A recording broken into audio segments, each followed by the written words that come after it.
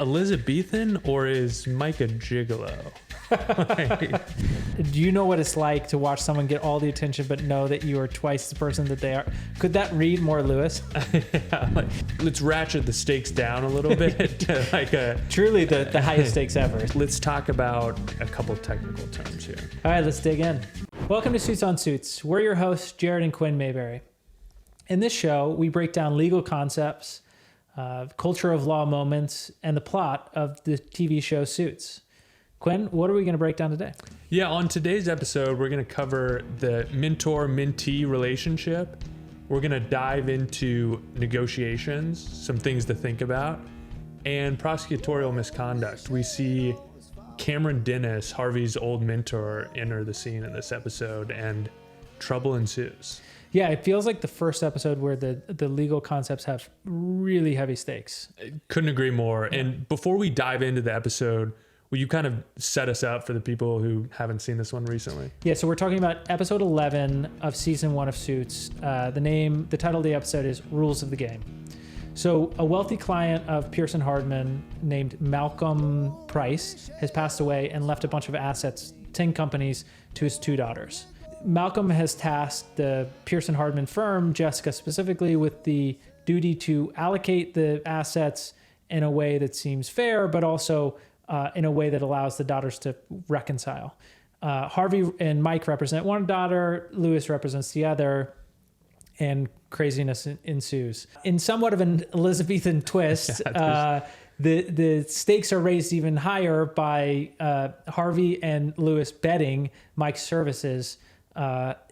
Elizabethan, or is Mike a gigolo? Just being traded like chattel. I think in his words. That makes it rough for Mike.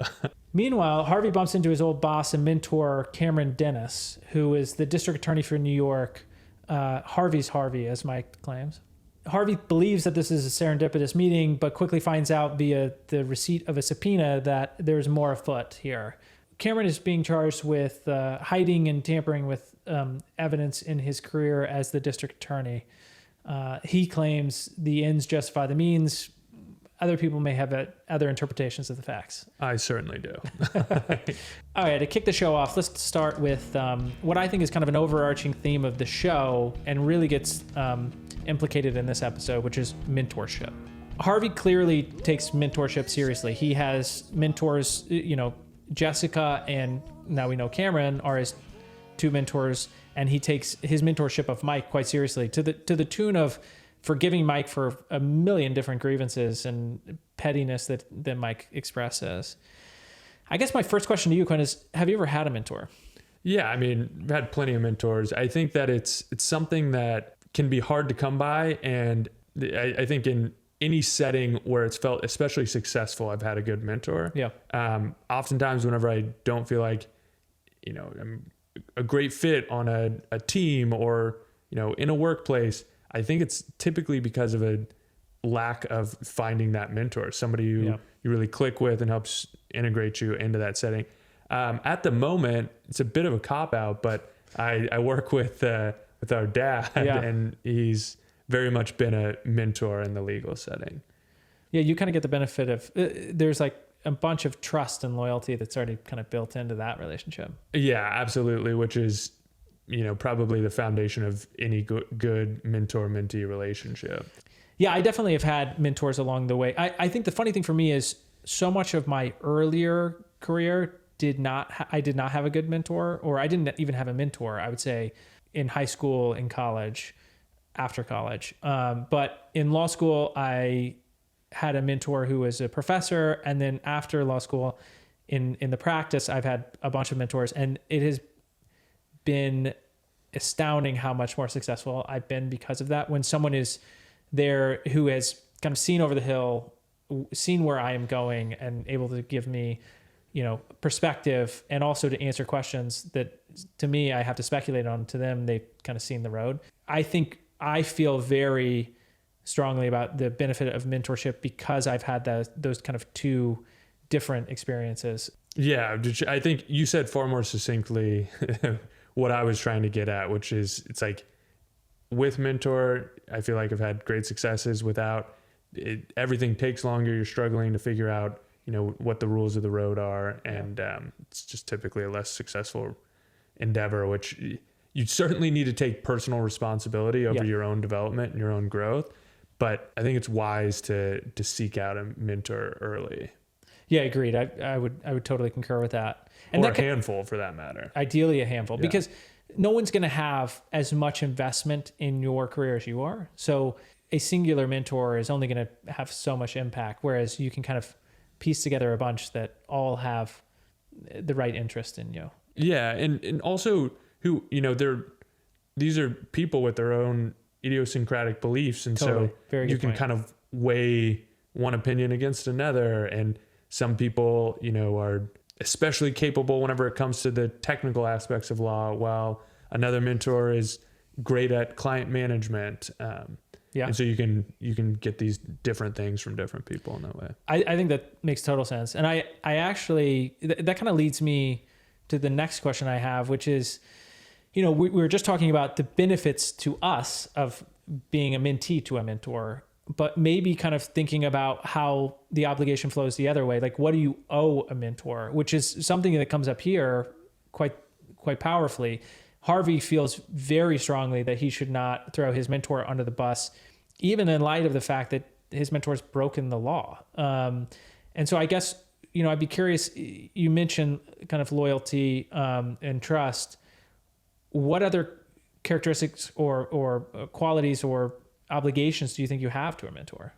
Yeah. So, I guess hard work is an easy one. Yeah.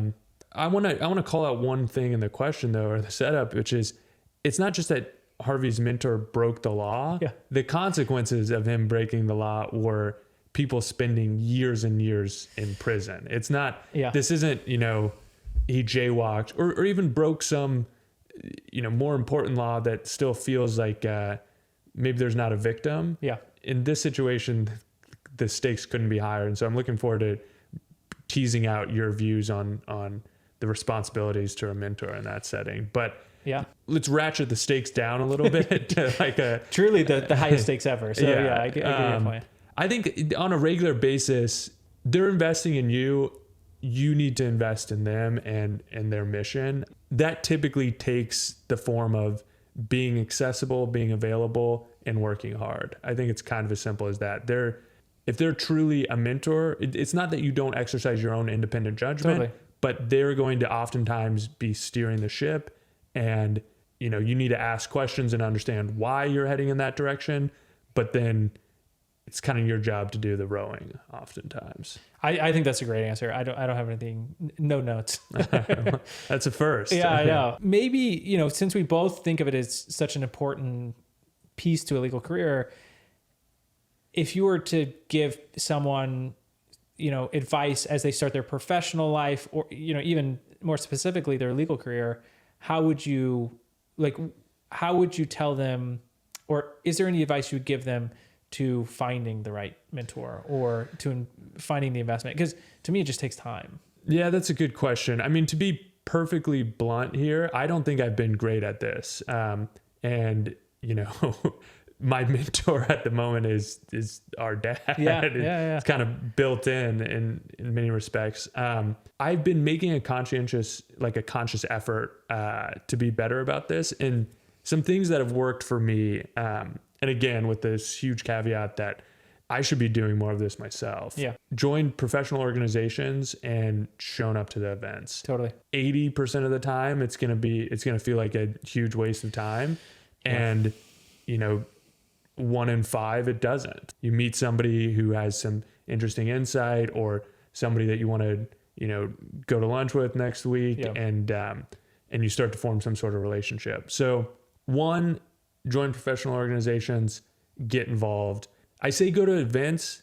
I think get as involved as you can. If that means joining some board or a committee for that organization, it's probably a good idea. And then I think second, this is a little bit less pointed of an answer, but reach out to people. Yeah. So set some goal for reaching out to people. That could be, a phone call, an email, a LinkedIn message. Maybe it's 1 a week even. It could be a very humble goal. and stick to it, because this is the type of thing that, it starts to snowball and you build momentum with time. And then, you get to know people in your community and you find the people that you really connect with. And then you meet the people they really connect with, maybe. And so all of that to say, it's incredibly hard to start, but once you get going, it becomes a little bit easier. And so in the early days, set some goal and stick to it. Yeah. And so you're not going to get the inertia you need without just setting some arbitrary goal and powering through. Yeah, I think that's right. And I think, one of the points I want to tease out that you made, which is if you make a good mentor, they open up their network to you as well. So like there's a natural network effect to making a good mentor and then, having access to other potential mentors through their network. If they're wanting to help you, then they're going to be willing to open up their networks to you. If I were to take that question and take a step back, I think what I would say is, there are kind of two types of mentors. One is an internal mentor in your organization, which you talked about, which is our father. Yeah. The second one is external mentors, people who aren't connected to you through the organization. The internal ones are actually much easier, as you can imagine. In a lot of ways, it's finding someone who you think likes to give back, likes to mentor, who you think is doing the job the way that you would want to do it in 5 to 10, 15 years, and being helpful to them. And truly just by being helpful, they may or probably will reciprocate in some way through guidance. Yeah. And in that setting, you have this built-in reciprocal relationship where it's like they provide guidance, you do their work. Totally. And, you also get paid for it. I think that's a great point. Trying to find an organization where you see potential mentors is probably the single biggest thing you could do. And then for people who don't find themselves in that situation, any words of wisdom for going outside of the organization? Yeah. And maybe even whenever you're going outside of the organization, it's clearly harder because it's not as obvious for lack of a better word, the quid pro quo in that relationship. A lot more charity from the mentor, frankly. Agreed. That said, I think those can be even more powerful for your career than the internal mentors. And the reason I say that is because they're part of a larger network, which is could be the general society, could be your town, could be your city, could be some subset of that community, or it could just be your broader legal practice, right? Versus internally, they're really going to help you kind of with how to navigate that organization or that system. People still want to mentor, even if you're not, they're not getting anything out of it other than just being a teacher and mentor to someone. So making the ask, I think, is one of the first things I would do. And finding the people who have shown up and wanted to have shown in the past that they want to be a mentor. That's number one. I think two is there's still ways, external organizations that you can join and be a part of that where you can quote unquote help them out along the way. You're on the same board as them and you take on a laboring aura that really makes their life easier. Stuff like that can help build it from an external perspective. Do you have any tips on how to maybe think about finding somebody who has shown an interest in mentoring? Yeah, I think one way is, frankly, finding people who are your peers who have mentors. And their mentors may be people who are looking. Mentors tend to not limit themselves to one mentee because they see the value in having multiple mentees. The joy it brings them to teach, but also the fact that oftentimes the young folks are bringing them new cases, bringing them new ideas, bringing them work ethic, right? And so I think finding people in your age bracket who have mentors who maybe are willing to introduce you is a first. I think two, it's like finding people who have been very involved in various other organizations. If they're involved in other organizations, they're clearly interested in investing in the ecosystem. And to me, that's another indicia. But it's kind of like, what have they done in the past historically in terms of investment? Mm-hmm. And if it's high, then they may want to invest in you. It makes a lot of sense. And I think the only thing I would add to that is start small. So ask them for 15 minutes of their time for a quick coffee or a call. I think there's this urge to dive headfirst into some big substantive ask. Think about this in the long run. and think about it in terms of relationship that you're trying to grow and nurture, and start with a small ask. It's reduce the friction there. And this maybe let's call this the final question, but when you make that 15-minute ask, do you come with an agenda or do you just come to meet them? Like, how would you approach that 15 minutes? Because I think that can be daunting. I would absolutely come with an agenda. Yeah. I think that most people really want to help, and if they can provide impact, they want to. Yeah. I've actually been on the opposite end of this before, where, if somebody's asking about law school, if they have a specific ask about, how do you think about studying for the LSAT? How do you, what do you think is really important about a personal statement to make sure it stands out? I have thoughts and I feel like I can provide value. I would go as far as to say universally true for mentors. Agreed. They don't want to feel like you've wasted their time. Yeah. If they can provide value for free, for absolutely, getting absolutely nothing in return, it is a meaningful interaction for them. Yep. If they feel like it was just a waste of their time, it's really frustrating. And so come with an agenda. You don't have to have these incredibly well thought out questions necessarily. You don't have to, don't let it become something that's daunting. Just have an actual ask. So, come with a few questions, see where the conversation goes, but have a sense of what you're hoping to get out of the conversation. Before we dive into the substance of the negotiation, high level, is there something you thought that they did especially well? Something that you would have changed?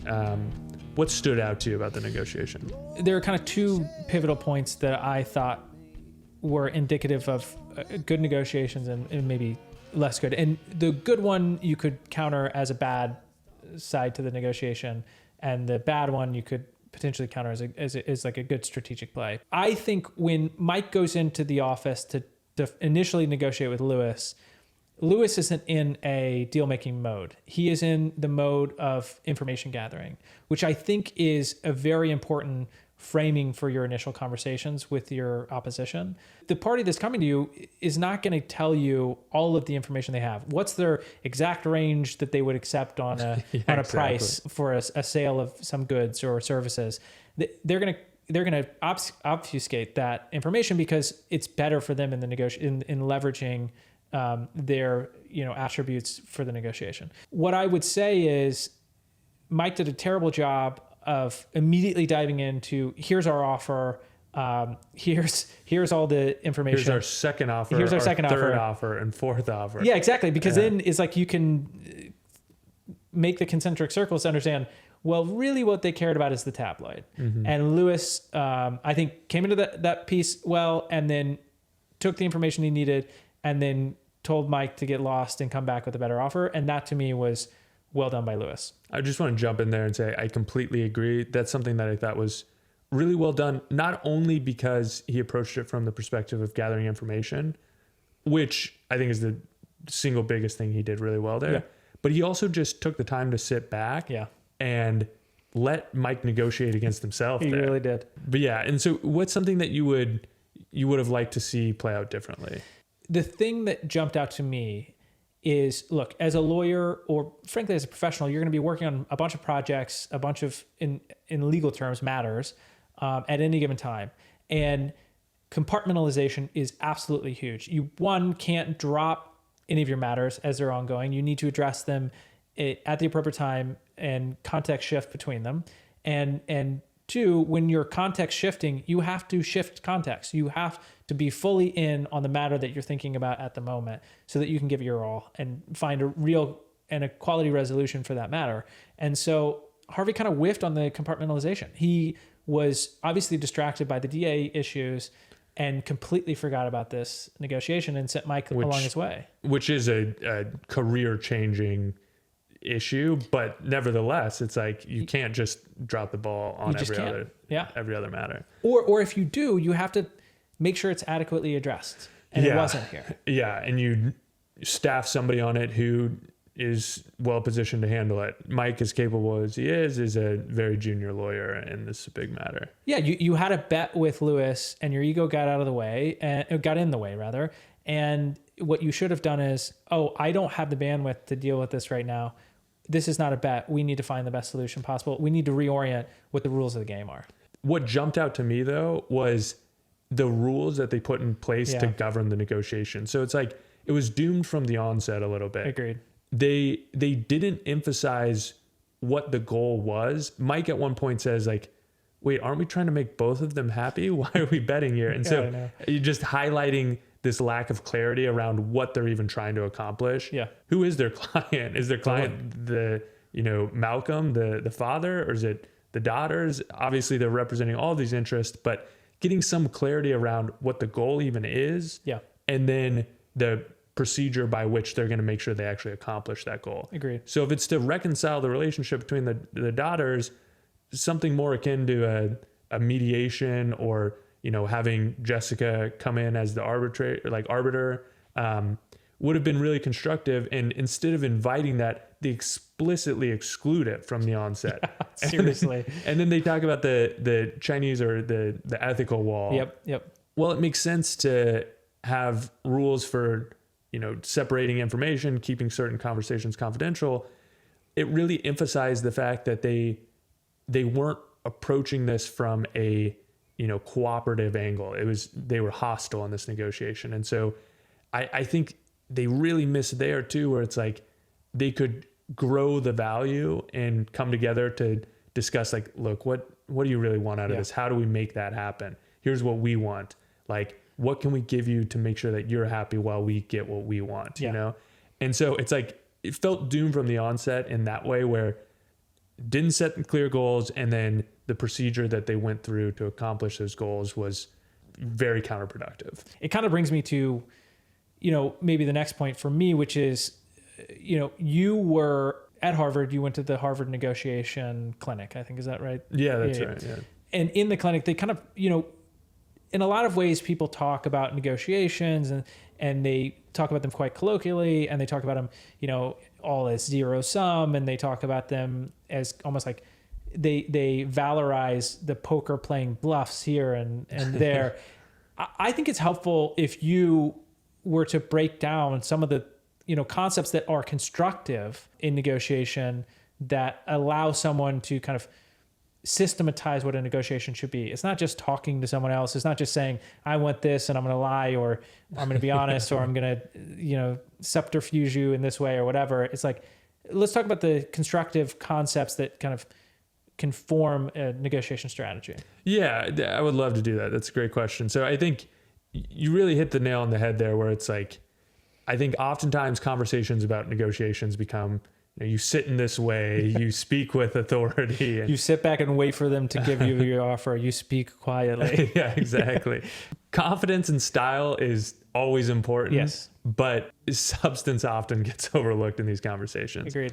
I want to break down a couple technical topics, and I want to talk about, a couple other things to consider in every negotiation. So first, understand the objective. Yeah. Clearly identify your goal, or more likely your goals, and get some priority around what you're willing to compromise on and what you're not, and how far you'll go. Yeah. Which again, something I think maybe in some ways the single biggest thing that was missed in this negotiation. Second, before you dive into a negotiation where you're starting to throw offers back and forth, have a conversation to understand what the other party even wants. You might be giving on all kinds of things that are important to you that in fact aren't important to the other party. You're just assuming that the other party has this perspective or desire. And then I would also, to the extent possible, I know this is something that's hard to do quickly, and maybe not something you can actually accomplish in every negotiation, but to the extent you can, have a conversation and try and build some trust. Be somewhat forthright, and oftentimes that's reciprocated. Don't pull a Mike here where you just show all your cards, you just throw them on the table. Yeah. But they really make him look like a first year here. Yeah, they do. But yeah, lead from a place of candor, and if that's not being reciprocated and they're putting up walls, then maybe you have to do the same. And this negotiation is going to shift from this perspective of growing the pie to dividing the pie. Yeah. And so I want to take a quick step back there and discuss that more. So one of the most important things is, while you're having that conversation and building rapport with the other side, is trying to get on the same page about the fact that your goal is, of course, you're going to have to divide assets. you're going to have to divide value between the two parties. But there are ways where you can maximize the total value. And if you're approaching it from this cooperative framing, you can grow the total pie as opposed to just focusing on how much you're going to divide. Yeah, it's like instead of win-lose, it's like maybe win-win. It's as cliche as that it sounds. As cliche as it sounds. But there really are opportunities where it's like something is worth much more to one party than the other. Yeah. And if you ignore that and maybe I offer that to you because it's really valuable to me, but it's only the second most valuable thing to me, you might not even really care that much about it. And making sure you're approaching it from this framing of let's try and be as cooperative as possible, while appreciating at some point you're going to have to ultimately just divide assets. Let's talk about a couple technical terms here. Yeah, maybe some technical terms that really speak to the work you need to do before you even jump into the negotiation. Absolutely. Yeah. So the first one I want to cover is your BATNA. Okay. So it's the best alternative to a negotiated agreement. Yep. Pretend you're a carpenter. I've done that before. Yeah, like something Jared's well skilled at. Yeah. So as a carpenter, you could work on any number of projects potentially. Okay. With different pay rates. There's different types of work, different time commitments. Well, I'm a very good carpenter, so I'm only one rate and it's very high. Very much in demand too. So now let's consider Jared as he actually is, a carpenter who's desperately trying to get work. Yeah, that sounds right. In that setting, you're going to have to weigh competing offers, but you're also, there's some scarcity around available work. You're ultimately going to have to make a choice. And so let's simplify this a little bit and say that you have one existing offer that pays a certain amount and you have to work a certain amount of time and you enjoy that work a certain amount. Yeah. Those are the three variables. Before you entertain another offer, you're about to meet with a general contractor who wants to solicit your bid on another project. You need to spend some time understanding those three variables for a current offer you have. Yeah. And while it sounds obvious, it's something that often gets overlooked. So people dive into the conversation about, this soliciting the bid on this next offer. They want to just get all the information they can and see, is that better than what I have? I don't even really know what I have, but I'll get all this information and I'll weigh the two. Often better to really understand what your best alternative is before going and having that conversation. Yeah. Yes, it's great to ask a bunch of questions before you start negotiating, but before you start the negotiation on that second job offer, if you have a clear understanding of how much you want to do the work, how long it's going to take, and how much you're going to get paid, you can have an apples to apples comparison. And if you're not able to negotiate a better deal for that second job, you don't take it and you go do the first job. Yeah. Let's talk about that in the context of our negotiations here. Yeah, perfect. Talk with me about this. What do you see as an alternative? So as we're breaking down the best alternative, the first step is just listing any alternative you can think of. Here, I can only kind of think of one personally. Answer to me is that there's no negotiation, no resolution to the negotiation, and they both walk away and they're forced to accept the decision of some court and how they, the law of the state that they're in and the court's interpretation of that law and how the assets are split up. And I think that's exactly right. Yeah. Who knows how that would be set up based on the will or the estate laws in that particular state. But you're just in a situation where you're at the will of the law. Again, it's at the will of the law. So we don't know if this would in fact be the case, but it's not crazy to think that they would inherit co-ownership of each of the 10 companies. They'd own them 50-50. And then based on their contentious relationship, maybe they sue for a partition sale and they sell off the companies essentially. Let's just take it as given that that's the alternative. Yeah. As they're going into this negotiation, they understand whether or not it's better to make a deal or just walk away with no deal. Yeah. They don't even consider whether or not they wouldn't make a deal here. It's just who's going to have the upper hand as the deal shakes out. Agreed.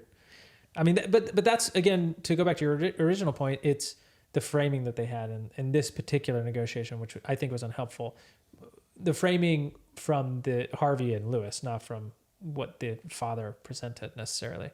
And it set them up for failure. I completely agree. And so once you're in a negotiation, especially sometimes, if this is a big merger or something, the negotiations might be protracted over many months or even years with potentially millions of dollars or tens or even hundreds of millions of dollars that go into the transaction cost of bringing these two companies together. And oftentimes people don't want to walk away from that. There's this sunk cost fallacy, essentially, maybe called by a different name, but same idea. And there's this temptation to just get the best deal you can, keep the momentum, keep moving forward, when in reality, oftentimes the best outcome is just walking away. Yeah.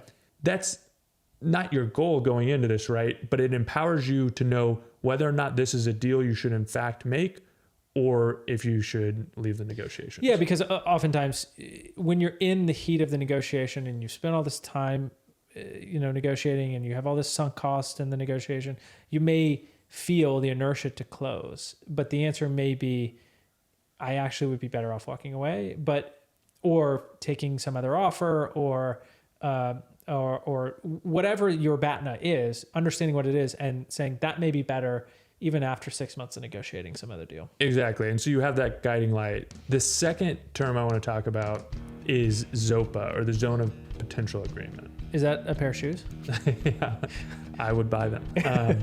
All we're talking about here is the terms or the range of outcomes where a deal could be made. Okay. So take, for example, an easy one would be price. Yeah, price. So you're trying to sell a car. Yeah. You're willing to sell it for, $10,000 or more.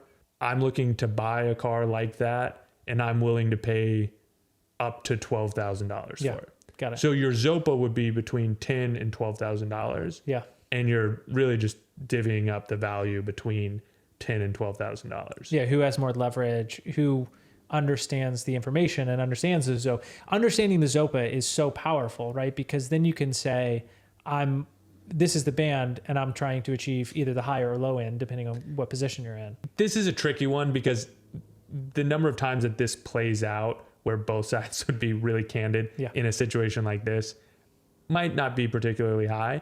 But if you can get somebody to say, like, honestly, there are ways you could do this. You could even write down, this is the absolute top end that I'm willing to pay. The other person writes down the absolute minimum they're willing to accept. And we're going to do an average. We're going to split that value between the two of us.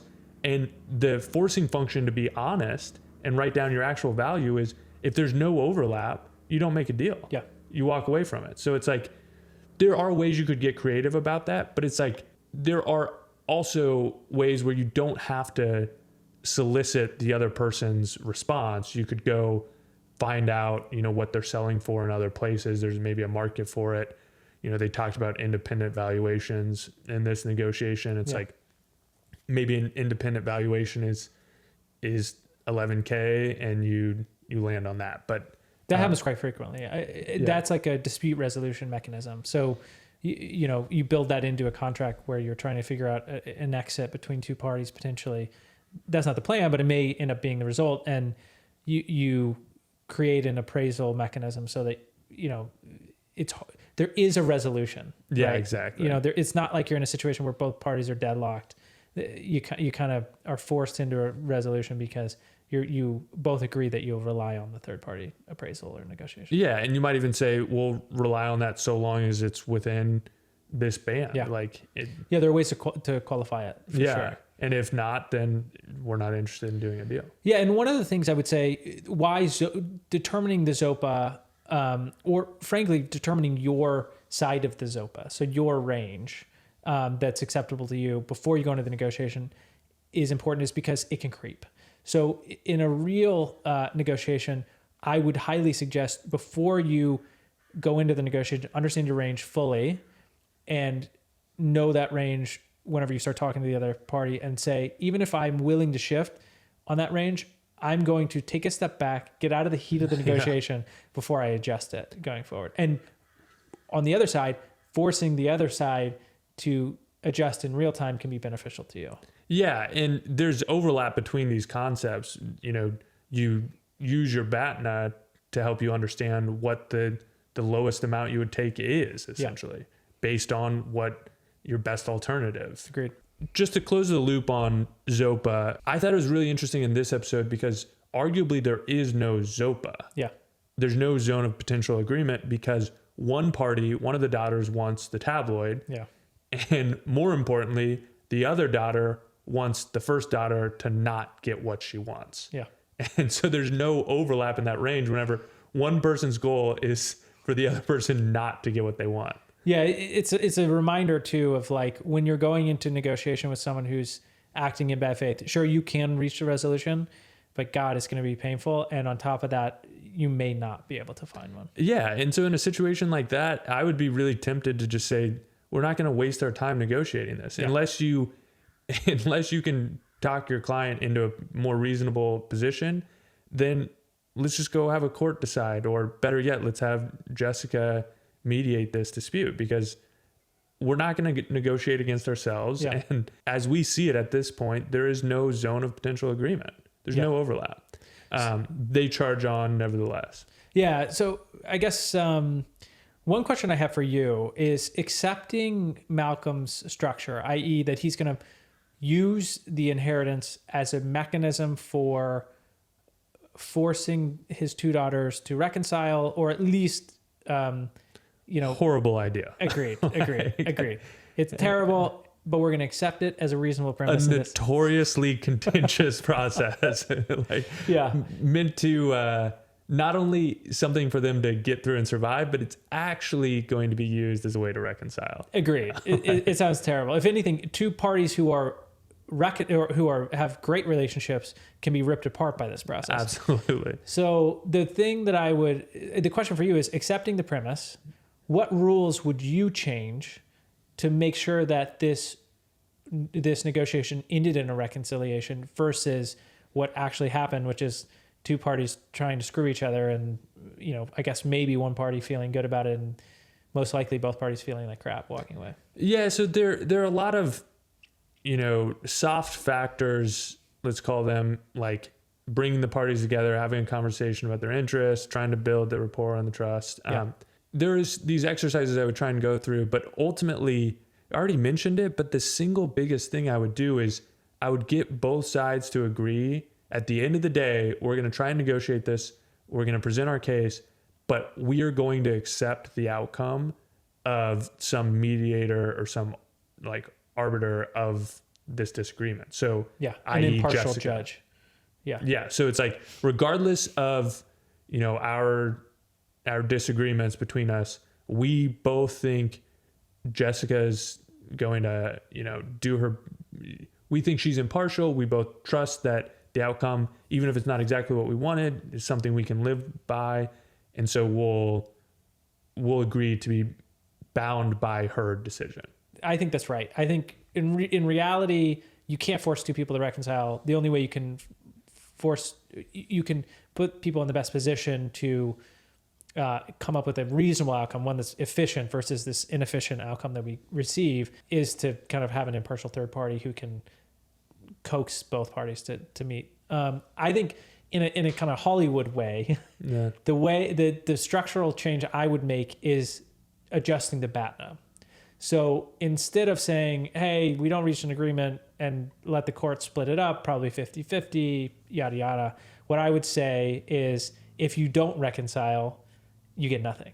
So if the two daughters don't reconcile, neither gets anything? That's the idea. So if or you could one get the entire estate? I could be convinced. Otherwise, Yeah. But that one feels like it's left open to interpretation, just like all this. Yeah. But I don't think you want to be in a position, especially where the other daughter feels like one's the favorite, and she doesn't have the spite of the younger one doesn't have the spite of the older one. I think it's harder to create that system, because she's going to be willing to say, hey, all I want is this. I'll give you everything else. Let's reconcile. Let's be friends. And the other one's like, no, I want to Sherman your life, burn it to the ground. And maybe just because, we're talking Hollywood endings, or Hollywood stakes. Yeah. I would say it's either all, or like you either split it equitably and you reconcile, or you get nothing. And how you determine what reconciling is, I think has to be a third party determination. And maybe it includes some kind of like social engagement requirement or something absurd like that. We're talking unicorns and rainbows here, but I think, I think that changing the BATNA is the only way I think that you can force them into some social construct where they're actually reconciling. I'm going to reject the premise entirely and say, try and be a decent father. Yeah, this was my question. Do it while you're alive, jackass. Yeah. Don't leave it to a law firm to try and be the peacemaker. Turns out they're actually pretty good at negotiating hostile deals. Yeah. But what a rich asshole. So before we move on to the prosecutorial misconduct, the situation with Harvey and his old mentor at the DA's office, I just wanted to quickly touch on the fact that we see the Price sisters really parallel both Harvey and Lewis in their feelings about their relationship with each other. Honestly, I think Lewis was kind of being bashful going into the negotiation until he read the elder Price sisters requirement that the younger one gets nothing and or doesn't get what she wants. Doesn't get what she wants, but also gets as little as they can humanly possibly give her. All of a sudden, and her motive for that. I know, right? Like the fact that she feels like she's forgotten in spite of how talented she is. I wrote the quote down. I think it's do you know what it's like to watch someone get all the attention but know that you are twice the person that they are? Could that read more Lewis? Meanwhile, the other daughter says, like, do you know what it's like to have someone hate you out of pure jealousy? And like Harvey's like, yeah, I sure do. I do. I work with the guy. Yeah. Brutal. So the parallel structure really makes her a good plot here and creates the incentives. Because otherwise I think it'd be hard for you to be, it's unsympathetic that a law firm would come in and want to be vindictive between two sisters. Absolutely. Yeah. And so they did a good job creating those stakes. And it's also, I didn't really care about the outcome for the daughters. We don't know who these people are. Yeah. We're not invested in them. They're fictional characters.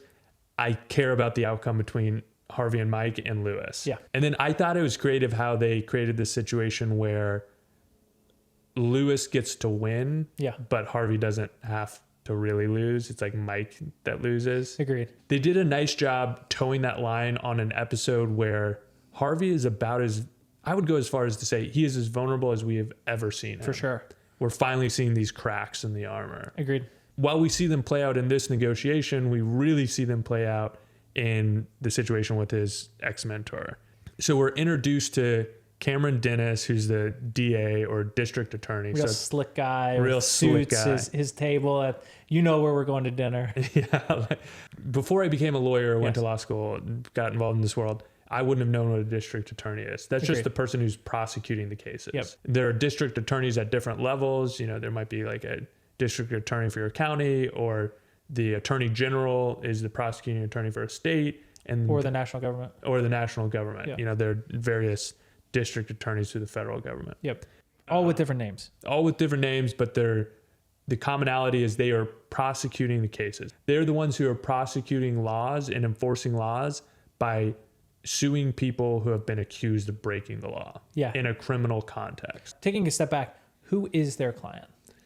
It's the people. Yeah. The people of whatever jurisdiction they represent. So that's different from, if you were a plaintiff in the civil context, you're generally representing one or a number of individuals or, companies, whatever. It's a finite number. It's not like the entirety of the population of that jurisdiction like it is for a district attorney or a prosecutor. Yeah, that's exactly right. And so these prosecutors have special duties. Yep.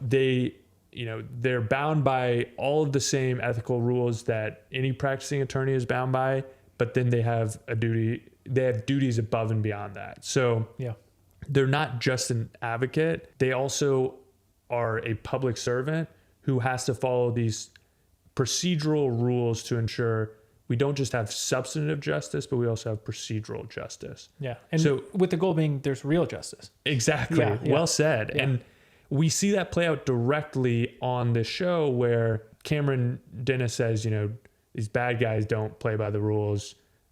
We can't play by all the rules if we want to get them, basically. Yeah. The ends justify the means. Exactly. Yeah. And these specific rules put in place to make sure that not only, well, effectively to ensure that we don't have this vigilante justice where a single person is deciding, you know, whether or not somebody should be punished. It's not Cameron Dennis's decision or any prosecutor's decision. Ultimately, the decision of a judge or jury. Exactly. And the defense attorney and the prosecutor are going to present their best cases, and the judge or jury is going to decide. Agreed.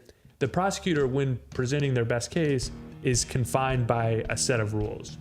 So without diving into all of the rules that they're bound by, one that comes up time and time again on this episode, and actually comes up a lot in real life, is this duty to produce exculpatory evidence. Yeah, so that is a lot of words that are quite complicated. Why don't you break it down for us? Fair. So essentially, the prosecution has to turn over all evidence that is material or that's important and that could tend to show the innocence of the accused party. Yeah. So you can't hide evidence, essentially, as the prosecution. Well, and it kind of seems like that it could show the innocence or reduce the sentence of a defendant. That's a pretty broad mandate, right? Really broad mandate, and oftentimes interpreted by prosecutors as a mandate to just turn over all their evidence. Yeah. Oftentimes they decide, I'm not going to be the one to decide whether or not this is Brady material. I'm just going to turn it all over. Yeah, so they're not hiding the ball here. Like you could in a civil suit, and a little bit more so at least. Absolutely, you could, far more so, and in fact, many cases are won or lost based on what evidence gets turned over, what evidence comes in. So there's tons of gamesmanship around producing evidence in a civil suit, whereas the prosecution, they pretty much turn over everything. They don't have an obligation to go out and find evidence that would tend to prove somebody's innocence. But if they have that evidence, they can't decide to hide it. Yeah. So if a police officer knows, you know, there was somebody else at the house that evening, they can't, and the defense might not know that. Oftentimes they wouldn't know that. Yeah, they don't have the power of the state. They don't have the police force who's going out and investigating, trying to find all the evidence that they can to figure out what happened here. A defense attorney, maybe a single person shop who's trying to, you know, piece it all together on the fly. They don't have the same budget. And that can be, you know, it kind of speaks to the philosophy here. We don't want someone to go to jail just because they have less means or less ability to defend themselves. Yeah, exactly. And so just to finish the thought there, if, you know, this was a murder case and somebody's being charged with murder and the police throughout their investigation found that there was somebody else at the house that evening, they have to turn over that knowledge to the defense. It's a huge deal. The objective of the prosecution isn't just to secure convictions, it's to make sure that justice is done. And just to reiterate, one of the ways in which we do that is making sure certain procedures are followed. To me, it seems like, so Cameron has been hiding evidence, maybe some other prosecutorial misconduct violations as well, but he's definitely hiding evidence, and he did so in one of Harvey's cases, and Harvey was kind of implicated by this. All right, so with that backdrop, one thing I had a question for you about is if a DA or a prosecutor has a heightened duty to make sure that justice is served, that guilty people go to jail and not guilty people are not prosecuted. Not guilty people don't go to jail. Maybe it's a better way of saying that. Do you think it's important for a district attorney or a prosecutor to like believe that the individual is guilty or not guilty before they kind of take the case on? Absolutely. Yeah. Yeah, I think so. I mean, I would refuse to take a case if I didn't think the person was guilty. You don't have to know that with 100% conviction. They talked in the show about, you know, Cameron Dennis was saying, you've got to be guilty. Jurors want to know that they're guilty beyond a shadow of a doubt or beyond all possible doubt.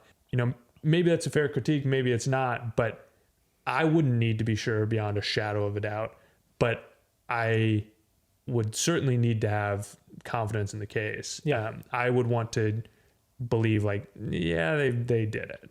Yeah. Even if it's like the stakes are just too high. And I agree with you. It's an injustice if you don't think that they're guilty.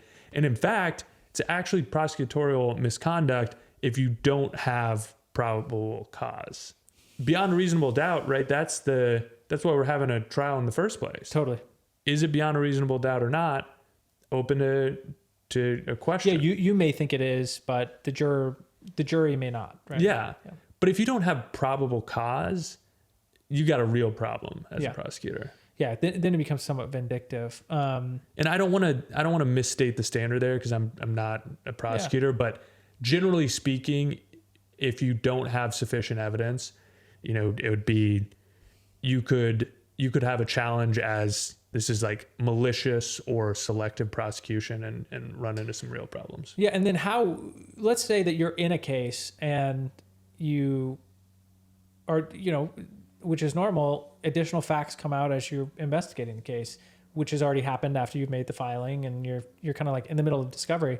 What is the obligation if they no longer hold the belief that the individual is guilty based on additional information? What would you do in that context? If I no longer believe the person was guilty, I'd dismiss the charges. Yeah.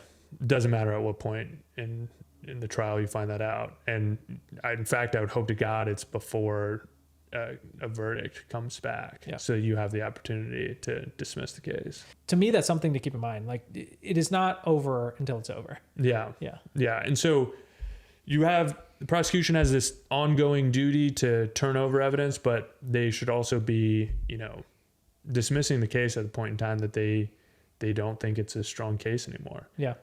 Far more important reason for doing that, which is justice. Like I would go as far as to say justice, but that enormous concept. But then you also have these practical considerations where it's like the prosecutor's office rather has limited resources.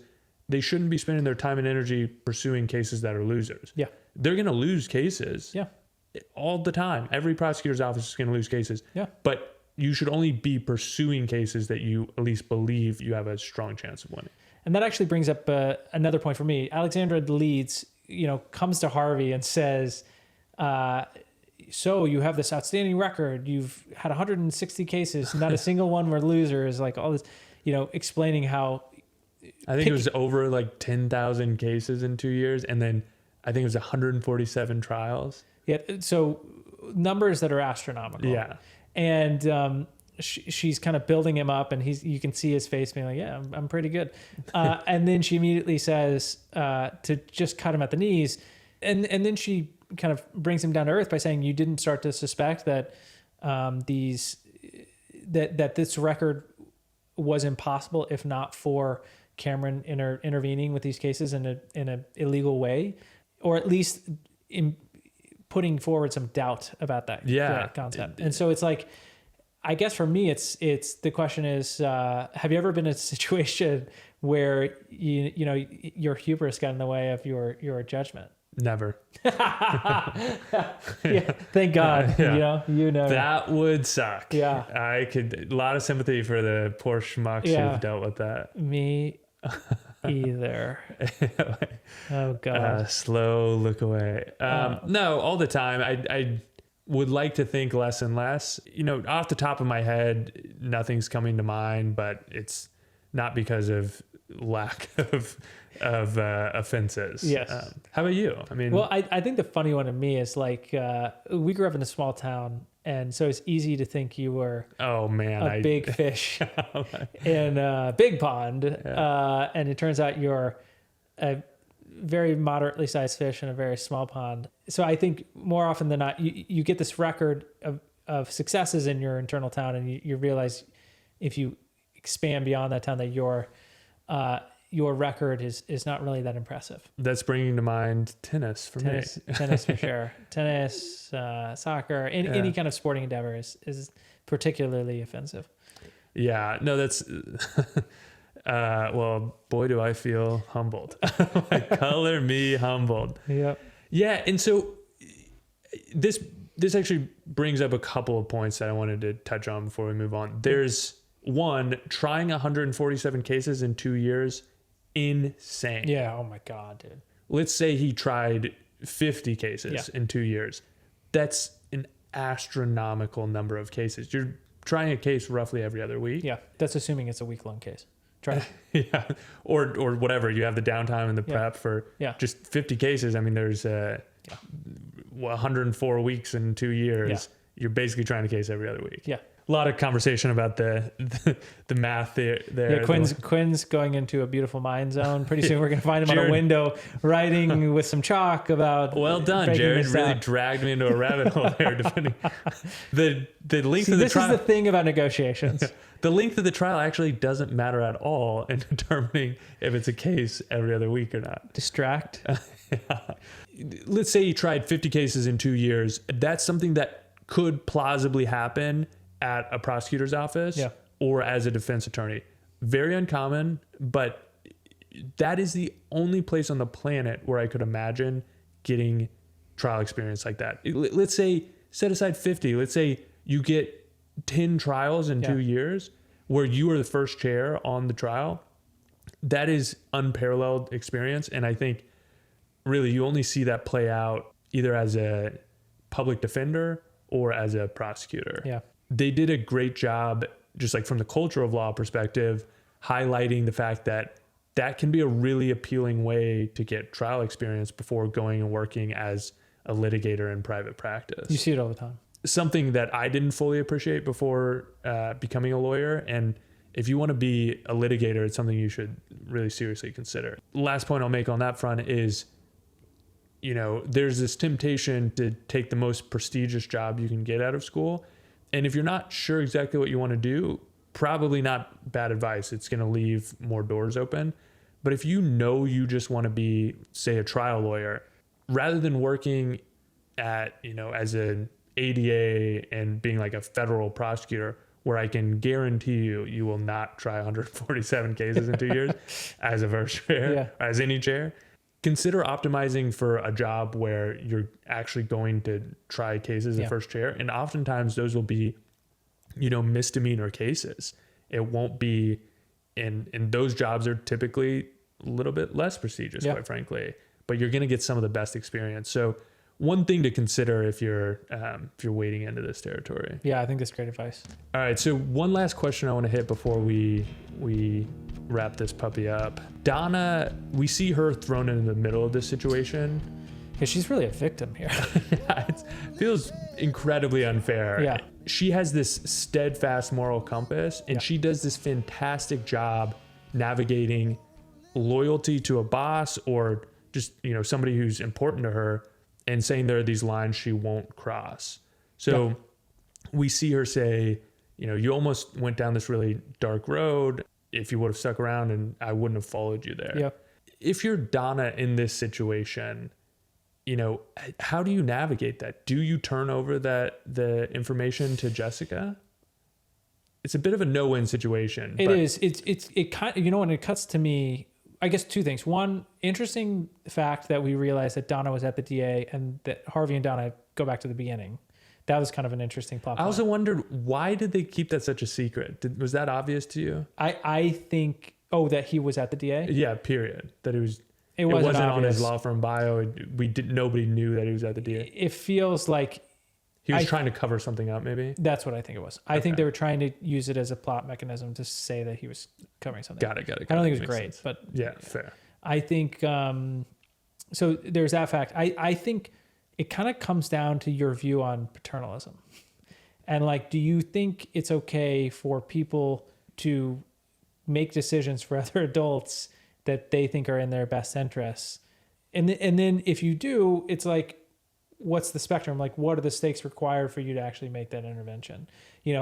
Whether or not someone's dating the right person, maybe even if you believe that there is some version of paternalism that's worth it, that may be a bridge too far, versus a situation here where they're going to take themselves down. And, Donna, I think, has the foresight that Cameron's going to take Harvey down before he falls himself, because Harvey's too deep on his loyalty obligations. I think, look, I said at the beginning of the show, I think Donna is my favorite character.